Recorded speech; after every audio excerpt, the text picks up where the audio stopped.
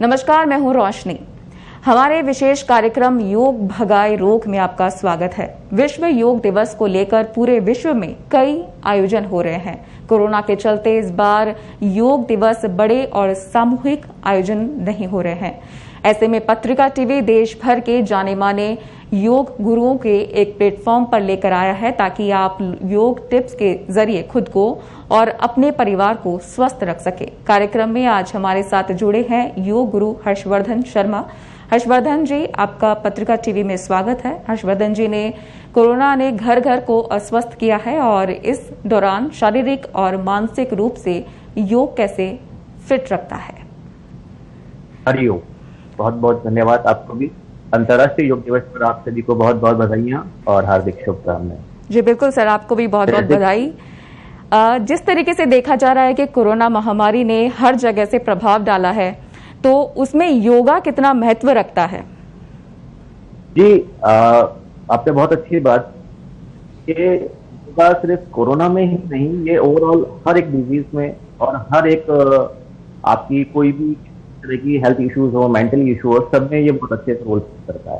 क्योंकि योग का मतलब फिजिकल एक्सरसाइज ही नहीं है। योग का शाब्दिक जो अर्थ होता है, जो कि अपने ऋषि मुनियों की जो खोज हुई है उसमें जिन्होंने शाब्दिक अर्थ बनाया, उसका बताया योग का मतलब है जुड़ना। किसका जुड़ना? अपना मन और मस्तिष्क, यानी फिजिकली और मेंटली रूप से आपको एकाग्र होना। सबसे बेस्ट जो तरीका है वो योगा का सिर्फ यही है। अब इसमें भी क्या है, बहुत सारे आसन हैं, बहुत सारे प्राणायाम हैं, और इसमें समझने की बात यह है कि कौन सी चीज को कैसे करना होता है, कब करना होता है, ये थोड़ा सा समझ लें तो मुझे लगता है कि शायद बहुत काफी हद तक जो है अपन इसका हेल्थ इश्यूज को लेकर बहुत ज्यादा अपन बेनिफिट। जिस तरीके से देखा जा रहा है कि जो दूसरी वेव आई है कोरोना की, वो ऑक्सीजन पर काफी प्रभाव पड़ा है। हमारी जो फेफड़े हैं उनको बहुत प्रभावित किया है, ऑक्सीजन लेवल कम किया है। तो उसके लिए ऐसे कौन से योगा अभ्यास होनी चाहिए, ऐसी कौन सी क्रियाएं होनी चाहिए जो फायदेमंद हो सकती हैं? इसमें सबसे बेस्ट तो ये है कि आप सबसे पहले अपना नाड़ी यानी अनुलोम प्राणायाम, जो कि ब्रीदिंग एक बहुत अच्छी ब्रीदिंग एक्सरसाइज है, जो कि आपका रेस्पिरेटरी सिस्टम जो है बहुत ज्यादा जो है एक्टिव करती है। रेस्पिरेटरी सिस्टम में प्रॉपर लेवल में ऑक्सीजन जाता है और उसके साथ आपके माइंड को भी प्रॉपर ऑक्सीजन मिलता है। तो ये सबसे बेस्ट एक्सरसाइज इसके अंदर होती है। बात क्या है कि आपको पता है कि कोरोना के पीरियड में सबसे ज्यादा शॉर्ट ऑक्सीजन की हुई है, हर जगह लोग तो परेशान रहे हैं।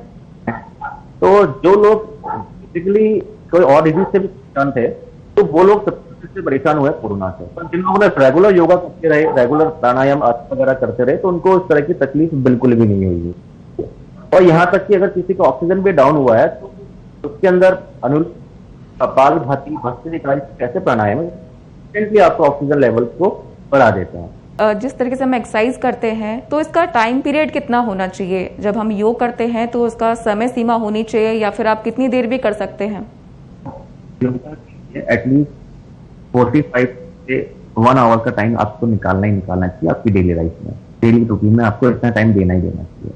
और जिसमें आधा घंटा आपको अपने फ्रेंड के ऊपर जरूर देना चाहिए। इस वक्त में देखा गया है कि 2020 से ही कोरोना ने दस्तक दे दी थी और उसके बाद से ही लोग घरों में कैद हैं, जिससे वो डिप्रेशन में भी गए हैं। तो डिप्रेशन से बाहर निकलने के लिए योगा काफी अच्छा ऑप्शन है, लेकिन ऐसी कौन सी क्रियाएं हैं जिनसे आप अपना डिप्रेशन कम कर सकते हैं, खुद को खुश रख सकते हैं, घर में एक अच्छा माहौल क्रिएट कर सकते हैं? सबसे बेस्ट है सूर्य नमस्कार। आपको कंप्लीट बॉडी एक्सरसाइज, पूरा स्ट्रेचिंग एक्सरसाइज सूर्य नमस्कार। आप इसको स्टार्टिंग में 3 बार 4 बार स्टार्ट करके फिर आप इसको 50 टाइम्स तक आप इसको कर सकते हैं। इससे आपकी पूरी बॉडी है बिल्कुल तरह से आपको ये लग, अब आप जो है आप एक तरह से मूवमेंट कर सकते हैं और आप प्राणायाम के लिए बिल्कुल रेडी। जी बिल्कुल, अभी आप सूर्य नमस्कार के बारे में बता रहे थे, लेकिन सूर्य नमस्कार को लेकर बहुत सारे लोगों को कंफ्यूजन रहते हैं कि समय क्या होना चाहिए। जब आप क्या सुबह का टाइम होना चाहिए या आप शाम को कर सकते हैं, या फिर योगा की बात करें तो आप किस वक्त करना ज्यादा बेहतर रहता है? योगा सबसे बेटर टाइम योगा का सुबह अर्ली इन द मॉर्निंग है, सबसे बेस्ट टाइम तो वही है। अगर फिर भी किसी रीजन से आप सुबह नहीं कर पाते हैं तो आप शाम के समय भी इसको कर सकते हैं, पर उसका जो आपका योगा करने का जो टाइम है वो आपने डिनर किया है उसमें और उसके डिफरेंस एटलीस्ट 4 से 4.5 घंटे का डिफरेंस इसमें होना ही होना चाहिए। आप कोई भी आसन प्राणायाम करते हैं, आसन जब आप करते हैं तो आपको 4 आवर्स का डिस्टेंस होना ही चाहिए। अगर आपने दिन में आपने लंच किया है तो फिर आपने अगर 2 बजे आपने लंच किया तो आप फिर शाम को 5 से 6 बजे के बीच, 6 बजे के आसपास आप है योगा। और अगर आपने इसकी रिफ्रेशमेंट भी लिया है या कुछ और अपने उस 1 घंटे बाद ही आपको जो है और प्राणायाम आप। जिस तरीके से देखा जाता है कि महिलाएं अपने लिए टाइम नहीं निकाल पाती हैं, योगा नहीं कर पाती, कोई एक्टिविटी नहीं कर पाती हैं, तो उनके लिए हफ्ते में से कौन से दिन होने चाहिए कि उनमें वो योगा कर सकती हैं या उनके लिए बेनिफिशियल है इतने दिनों के लिए? जी जी जी जी देखिए, इसके लिए तो मैं आपसे ये कहना चाहूंगा कि एटलीस्ट वीक में 3 दिन तो वो रेगुलर योगा करें ही करें। 3 दिन तो मिनिमम है, करना ही करना चाहिए।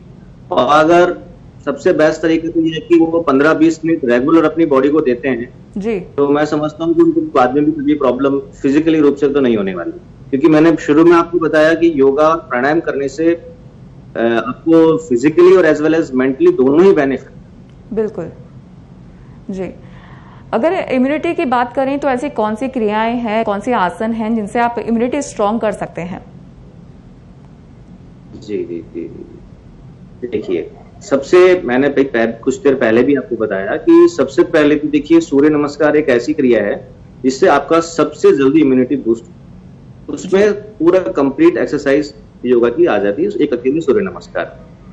और उसके बाद में कुछ लोग हैं जो सूर्य नमस्कार भी ठीक से नहीं कर पाते हैं, तो उसके बाद में क्या है, फिर आप अपने प्राणायाम के ऊपर ज्यादा फोकस करें, ब्रीदिंग एक्सरसाइज के ऊपर ज्यादा फोकस करें, और उसके साथ में एक सूक्ष्म क्रियाएं जो योगा की होती है उसके ऊपर करें विद ब्रीदिंग, प्रॉपर ब्रीदिंग के साथ।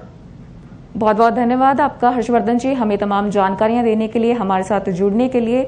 जिस तरीके से आपने योगा के बारे में बताया है कि किस तरीके से वो हमारे इम्यूनिटी सिस्टम को स्ट्रांग करता है और कोरोना काल में कितना फायदेमंद है। तमाम जानकारियों के लिए आपका बहुत बहुत धन्यवाद। और हमारे खास कार्यक्रम में फिलहाल इतना ही। आप देखते रहिए पत्रिका टीवी। नमस्कार।